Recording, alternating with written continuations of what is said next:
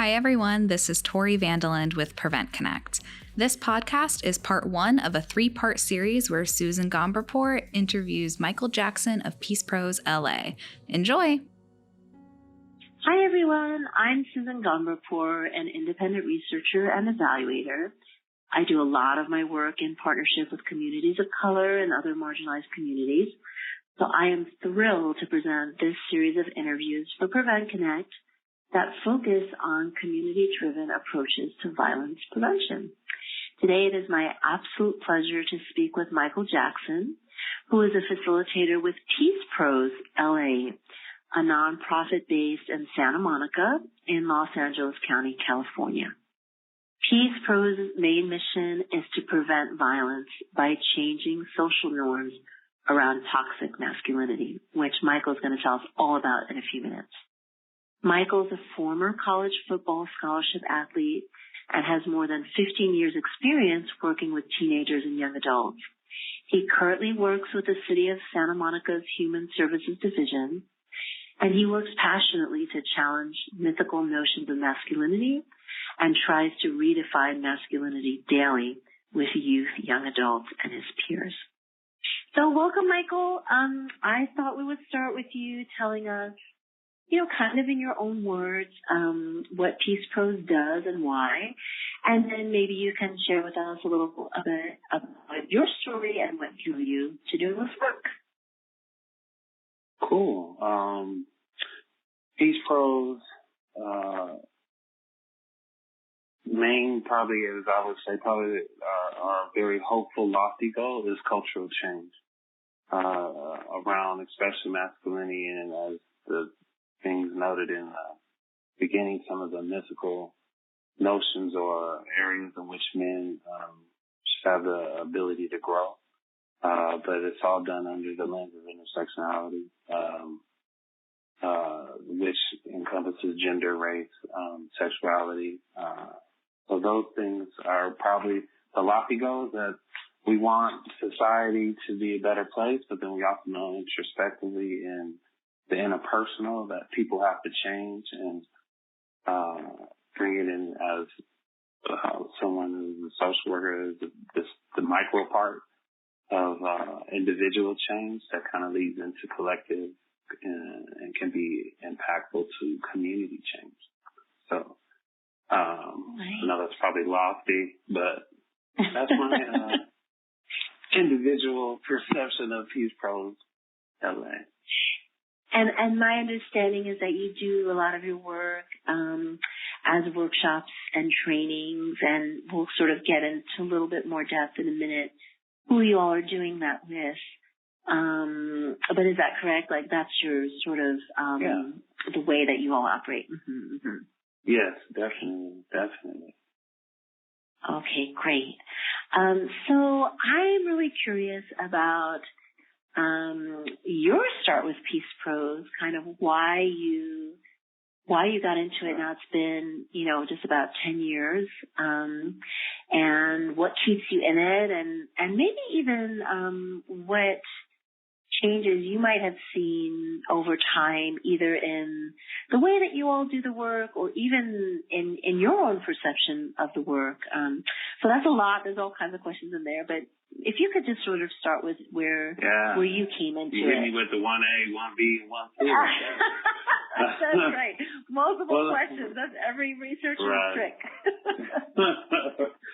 Well, let me first, you might have to come back to me. This is an interview. I'm actually feeling like it's a job interview. And you're like, can you restate that? No. Just keep it in the conversation. Just think of the conversation. Yeah. We'll get back to it. Well, I mean, for myself to this work, it's personal. I think, I grew up, in a way that violence was an option. If we have a misunderstanding, back in the day, we would say, well, we can throw hands, we can chunk, like anything that is going wrong, some part of violence or intimidation could be part of the solution. And that's just how boys are. Sometimes when we were raised, it's just like, I grew up with a dad that said, somebody hits you, you better hit them back. And then if you didn't, you might get a whooping because you didn't hit them back, So there's always been this underlying in my life of having to change the lens of how I view the world.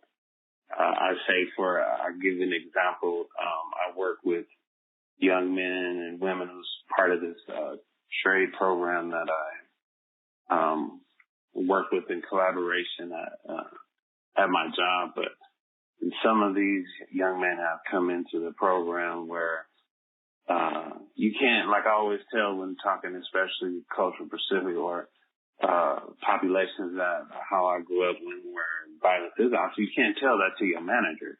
You can't be at Starbucks, have a disagreement and say, I'll meet you in the parking lot after work. Right. You're not gonna keep the job.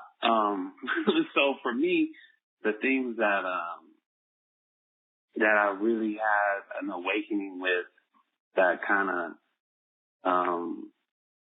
conflicted in my own self-perception, I would say. I started to realize the way I was things that I let go unchecked was hurtful not just to me but to those who I loved. And for me, it's just like awakening of this isn't right, this isn't the way, and this shouldn't be the way. And I don't know how we just all let it go unnoticed for so long. So for me, that kind of informed how I felt as I was realizing that some of the things that I thought whether being a man was bullshit, were not healthy. Yeah, we have to have the NPR rules, right? About yeah. So was not healthy and had no notion of making me a better human being. So that's kind of how my own personal growing up in a nutshell kind of led me to this work that something about my soul was like that's too big of a burden to carry. Mm-hmm. And I'm curious. Could I just ask you a little bit more about this idea of, well, if somebody hits you and you don't fight back, then you have failed in some way. Like the idea that, you're going to get a whooping if you didn't fight back, right? What is that? Yeah. What is that speaking to? What is that about? I think it's, when you're speaking about this, I have to throw in the ego. I have to throw in, I don't want to, men are dealing with this right now. That's why we have road rage, right? For some reason, life is, I live in a county where people have shot other people for cutting them off. Right. It's like the lack of skills, some of the things that I always, the toolkit that, impulse control, cultural, for me, it's like sometimes it's cultural life. Like there has to be a point where, as we would say, that somebody's intellectual ability is far beyond somebody's physical prowess, or as we would say, sometimes somebody be able to act crazy in a minute because they feel offended, hurt, or disrespected. So to me, those understanding that feeling hurt is different and can be respond different. But when you have a notion of, I feel disrespected, that's just kind of going back to the concept of how young men don't have the spectrum of emotions they can show. The difference between somebody saying, hey man, that hurt me, I hope can you not do that? Then somebody having a notion, you disrespected me. now we got problems. You know what I'm saying? So all those learned things that need to be unlearned in the idea of communication and relationship with people that can be so misstrued and so, as we could say, it can get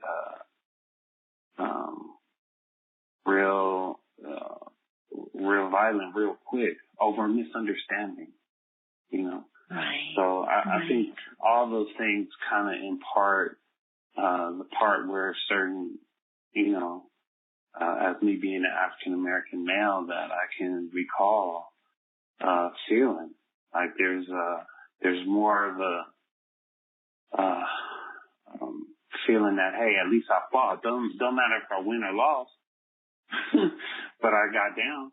You know, I did my thing. So there's all these mythical honor notions, you know what I'm saying, that if I watch The Last Samurai or I mean, even the movie ended, like there's all these things that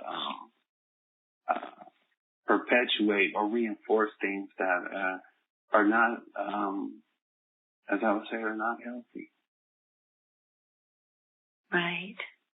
Yes. I was thinking even, you know, part of your dad's thing is about, like, I need to know that you can protect yourself too. Like, there's so much bound up in that in terms of honor, disrespect, self-preservation, hurt. It's actually more complicated than it sounds. And with where Peace Prose comes into the picture and sort of what drew you to that or how you got involved in that. Yeah, I think, well, when any time you feel like this is how you would do something by yourself, in whatever platform you have, there's the same thing when you meet people in a collective with the collective mindset. And I think that's how Peace Prose came together, is that there are many different people seeing the issues and the problems of, especially,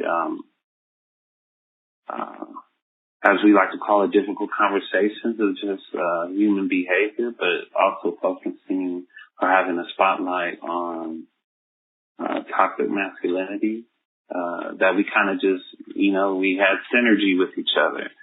So within that kind of pushed us closer together, because and that's what kind of catapults us to want to do this work in some way, shape, or form. Because a lot of, you know, it's a lot of things. Just people, you know, you got to create awareness, exposure. Because sometimes people don't, if you don't have to deal with it, it's kind of like a form of white privilege. Like, you wouldn't understand the daily challenges for people of color because you just can't see it. It's not in your purview. It's not your experience. So for me, it's kind of highlighting the fact that as a man, I grew up certain ways that I just thought was normal. And then I realized this can't be normal. You know what I'm saying? So I think that's kind of how the whole group to get together is we look at, I mean, whether it's from domestic violence to, you know, all from the isms, you know, sexism, racism, that this is not normal. And how can we help facilitate that? And I think all the members of Peace Prose have that same hope. That's the underlying current that keeps us all together, that, you know, that this is kind of like going back to the notions of, I do believe in rainbows. I do believe in all those things. I do believe we can be better individually and as a community and as a nation. So, I still have that hope. Yeah. It's built on hope. And, you know, I wanted you to take us back to the beginning of Peace Prose, because when I look at who you all are, it's a very eclectic group, right? Like, you have a psychologist, a former cop, you have researchers, you have like a conflict mediator kind of person. It's a very diverse skill set. And I'm wondering, like, first of all, what brought you all together, this very eclectic group of people? And how did you all decide, like, yes, we actually all need to have these different, sort of a multidisciplinary approach? I find that it seemed like really unique to me that you, particular group of people, got together. And I'm curious if that was there from the beginning or if there was intent behind that or how that happened. Well, I think the beginning of all this started with, the city of Santa Monica was looking at ways, they believe in collective impact. And that's kind of how our subcommittee came out of looking at ways to, address, certain, troubling youth behavior. But that's just one of the symptoms of it, because the things that we're talking about in schools was prevalent in society. So that kind of subcommittee came together with different people who were energized about it. And then as we did things with the city of Santa Monica, the Santa Monica Malibu Youth School District, as in any organization, priorities changed. And as we did things within that, Santa Monica College was a part of it, Santa Monica Police Department, because we were looking at all the areas in which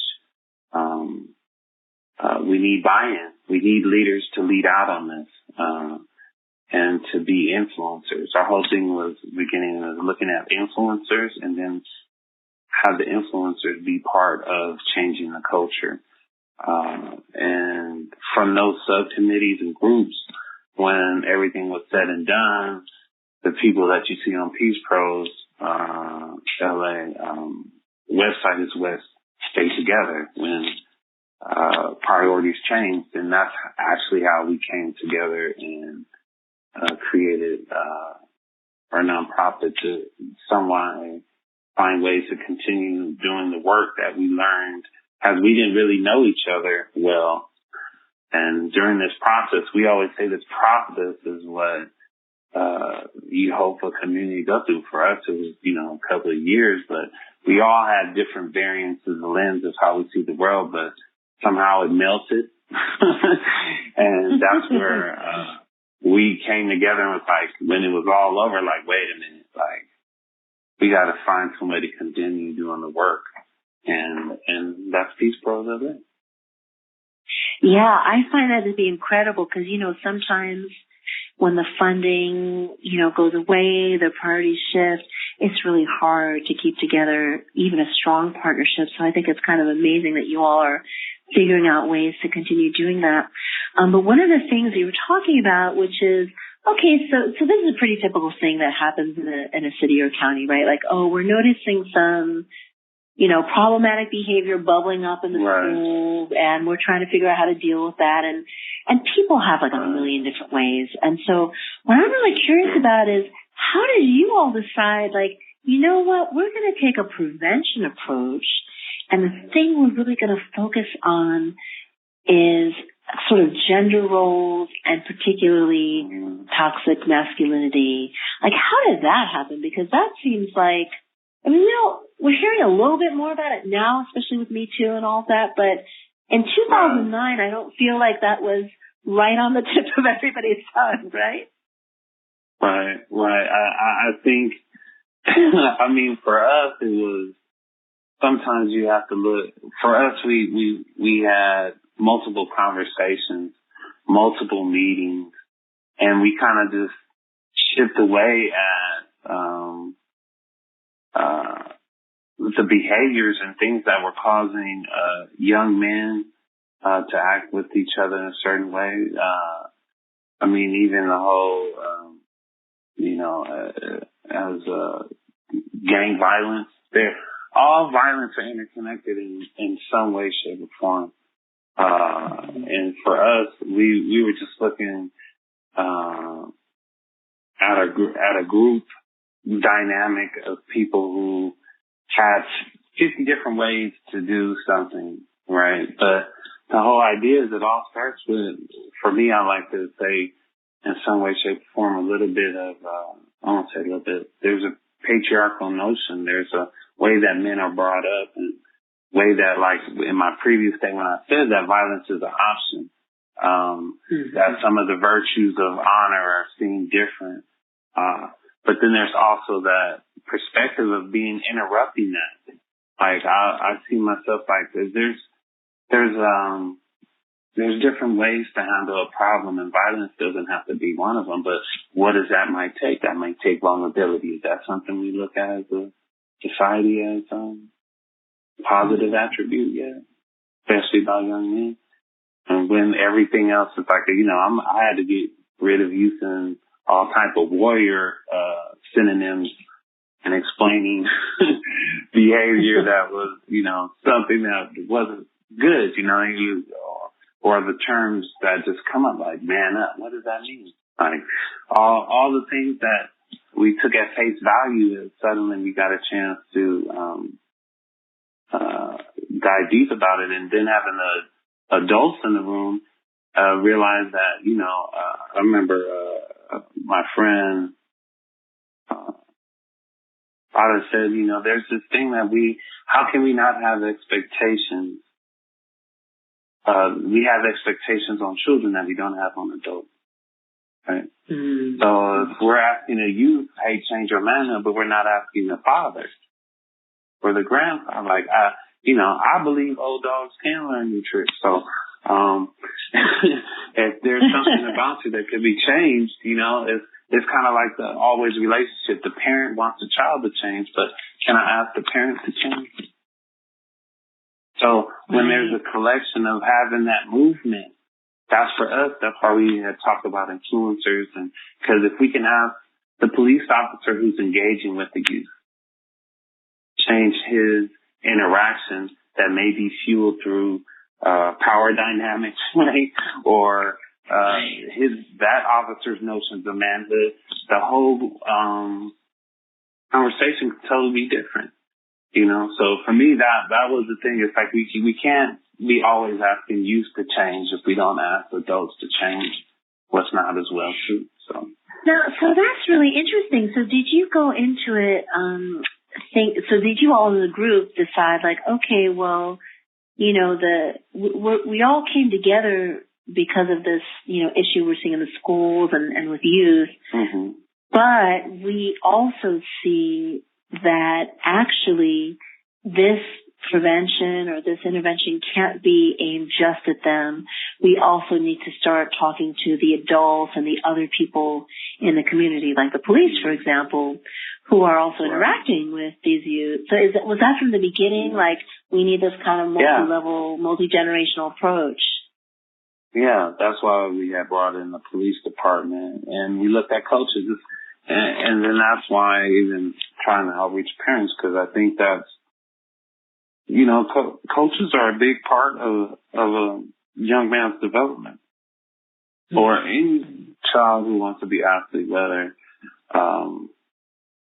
young woman or young man. So for us, the influences are, because this is the issue sometimes. Parents parent from how they maybe had parented. Coaches coach from how maybe they were coached, and not to, like even when I spoke upon my dad earlier about my dad grew up in a different era, mm-hmm. A way different era. So the things that different cultures have used to have some form of survival or consistency may not been, maybe could be seen as beneficial then, but maybe it's not now. I don't think hollering at a third grader because they didn't do something is productive in a sports setting or something. Like there's all these modes of teaching, that we know that could be more beneficial for the whole growth of the child, not just the athletic part. So I'm just putting that using that as a spotlight on coaches. Like, there's a better way to coach, there's a better way to instill some new notions of what it is to be tough, So all those different things that kind of interplay with each other about how as we looked at the influencers who are working with youth, how they can be part of this whole culture change. Instead of the idea of primarily just focusing on the youth behavior, can we focus on everything that's not beneficial for the growth of that young man or young woman, primarily young men in their very influenced years of their own stages of development, because that's where it can become inoculated or reinforced, or, that's the time when peer pressure is at its finest. So all those group traits that are hard to pull apart, the mob mentality, if you're not this way, this is who you are, man. If you don't act this way, this is who you are. As we look at these box activities in which the pressure of being a certain way, if you're not that way, then you take on a different, as I would say, like, if you don't do this, you must be a punk then. And then next thing you know, you're trying not to be a punk or... But all that, the same language has to be being shared amongst the children and adults. Thanks for listening. Tune in to part 2 to learn more about how Peace Pros LA challenges unhealthy masculinity and moves communities towards alternatives to violence.